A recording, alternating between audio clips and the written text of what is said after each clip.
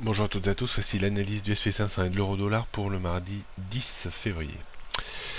Le SP500 reste toujours dans cette zone parfaitement bien définie en orange sur le graphique, entre 2062,70 en résistance et 1965,75 en support. Il existe une petite ligne de démarcation vers 2020 points. L'enjeu, bien entendu, de ces prochaines semaines sera sur le SP500 un débordement par le haut ou par le bas de cette zone de congestion qui dure maintenant depuis début 2015.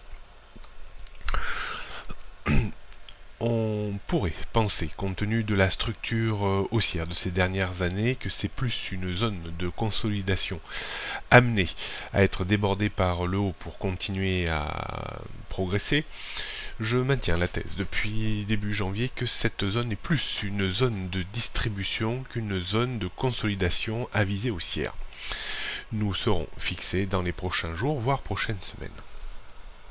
Donc toujours les mêmes niveaux, donc résistance 2062-70 avant 2090-2120, support 2020 avant la grosse zone 1975-1965 points, après 1925 et 1800 points, niveau qui pourrait être rapidement atteint en cas de sortie par le bas de cette zone de congestion.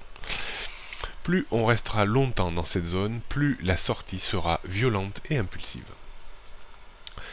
Du côté de l'euro-dollar, statu quo au-dessus d'une ligne de flottaison située entre 1,1260 et 1,13.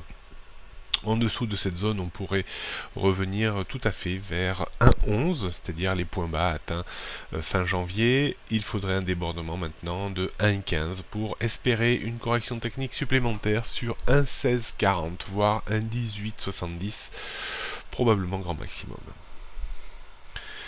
Donc 1,14, 1,15, 1,1640, 1,1750, 1,1870 sont les résistances au-dessus de l'euro-dollar et les supports 1,13, 1,1260 avant 1,11 puis 1,0760. La tendance reste très baissière à moyen terme au-dessous de 1,20.